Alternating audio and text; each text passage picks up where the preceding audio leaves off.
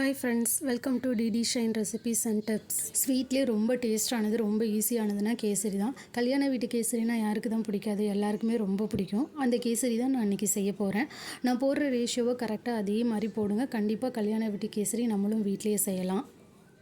இதுக்கு தேவையான இன்க்ரீடியன்ட்ஸ் என்னென்னு பார்க்கலாம் வாங்க ஃப்ரெண்ட்ஸ். 1 கப் ரவை எடுத்துக்கோங்க.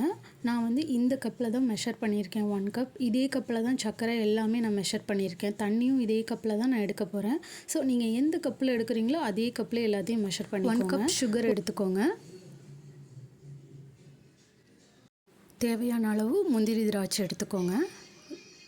இந்த கேசரிக்கு நான் கொஞ்சம் பைனாப்பிள் எசன்ஸ் ஆட் பண்ணிக்கிறேன். எங்கள் வீட்டில் எல்லாருக்கும் ரொம்ப பிடிக்கும், அதனால் பைனாப்பிள் எசன்ஸ் போடுறேன்.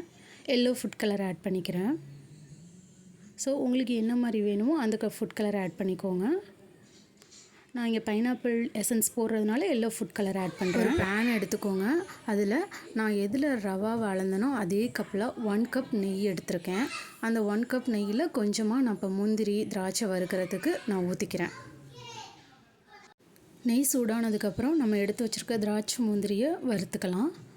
நல்லா கோல்டன் ப்ரௌன் கலர் வர்ற வரைக்கும் வறுத்துக்கோங்க. இப்போது நல்லா கோல்டன் ப்ரௌன் கலர் ஆகிடுச்சு. இப்போது நான் இதை தனியாக ஒரு பவுலுக்கு ட்ரான்ஸ்ஃபர் பண்ணிடுறேன். இப்போது நான் இந்த தனியாக பவுலில் எடுத்து வச்சுட்டேன். இப்போது இதே கீலேயே நம்ம எடுத்து வச்சுருக்க 1 கப் ரவையை வறுக்க போகிறோம். ஸோ இதே கீலேயே வறுத்துருங்க. இப்போது 1 கப் ரவையை நான் ஆட் பண்ணிக்கிறேன்.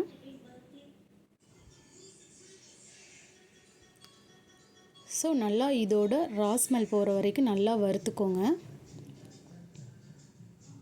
இந்த மாதிரி நீங்கள் ரவையை வறுத்துட்டு போடும்போது நெய்யிலே வறுக்கிறதுனால அது ஒன்றோட ஒன்று ஒட்டாமல் நல்லா கல்யாண வீட்டில் செய்கிற கேசரி மாதிரியே நல்லா வரும். ஸோ அதனால தான் நான் நெய்யிலே வறுக்கிறேன். இதுக்கப்புறம் நான் சொல்ல போகிற ஸ்டெப்ஸை கரெக்டாக ஃபாலோ பண்ணுங்கள். அப்போ தான் கல்யாண வீட்டில் செய்கிற அதே மாதிரி கேசரி வரும். இப்போ ரவாவோட ரா ஸ்மெல்லாம் போயிடுச்சு. நம்ம எடுத்து வச்சுருக்க 1 கப் சர்க்கரையை ஆட் பண்ணிக்கலாம். நம்ம டைரெக்டாக சர்க்கரையை ஆட் பண்ணுறதுனால ரவா வேகாமல் போயிடுமோன்னு நம்ம நினைப்போம். ஆனால் கல்யாண வீட்டில் செய்கிற கேசரியில் ரவாவை வறுத்துட்டு டைரெக்டாக சர்க்கரையை ஆட் பண்ணிவிடுவாங்க. இதுதான் அந்த கேசரியோட சீக்ரெட். இப்படி செய்யும்போது நமக்கு ஹல்வா மாதிரி நல்லா கேசரி நல்லா கிடைக்கும். அந்த ரவாவோட அந்த சுகர் மெல்ட் ஆகிற வரைக்கும் நம்ம வெயிட் பண்ணலாம். ரவாவும் சர்க்கரையும் நல்லா பிளெண்ட் ஆகி இருக்குது. இந்த ஸ்டேஜில் நான் எந்த கப்பால் ரவாவும் சர்க்கரையும் அளந்தனோ அதே கப்பால் 2 கப் ஹாட் வாட்டர் ஆர் சூடான தண்ணியை சேர்த்துக்கோங்க. இப்போ நான் அந்த சூடான தண்ணி சேர்த்துக்கிறேன்.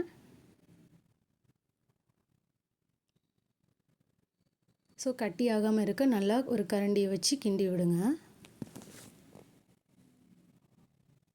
இப்போ ஃப்ளேமை லோவில் வச்சுக்கிட்டு கிண்டுங்க. இந்த ஸ்டேஜில் நான் yellow colour food colour add பண்ணிக்க போகிறேன். நான் வந்து பைனாப்பிள் எசன்ஸ் சேர்க்கறதுனால yellow colour food colour add பண்ணிக்கிறேன். உங்களுக்கு என்ன கலர் பிடிக்குமோ அந்த ஃபுட் கலர் வேணால் ஆட் பண்ணிக்கோங்க. ஸோ எல்லாத்தையும் நல்லா பிளெண்ட் பண்ணிக்கோங்க. இந்த ஸ்டேஜில் நம்ம ரிமைனிங் வச்சுருக்கோம்ல நெய், அதை ஆட் பண்ணிக்கோங்க.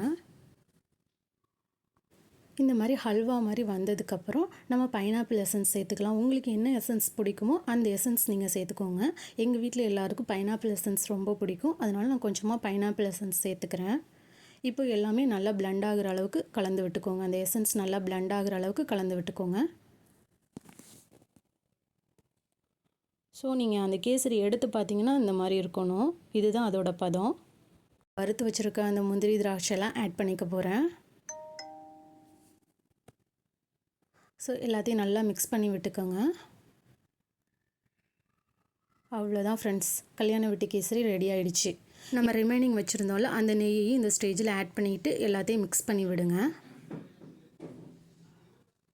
இப்போ நான் ஃப்ளேம் ஆஃப் பண்ணிட்டேன். இந்த ஸ்டேஜில் தான் நான் ஏலக்காய் பவுடரை ஆட் பண்ண போகிறேன். நீங்கள் எந்த ரெசிபி செய்கிறதா இருந்தாலும் ரெசிபி ஃபுல்லாக கம்ப்ளீட் ஆனதுக்கப்புறம் ஆட் பண்ணுங்கள். அப்போ தான் உங்களுக்கு அந்த ஏலக்காயோட ஃப்ளேவர் நல்லாவே இருக்கும். அதனால் நான் எப்போதுமே ரெசிபியோட எண்டில் தான் நான் ஆட் பண்ணுவேன்.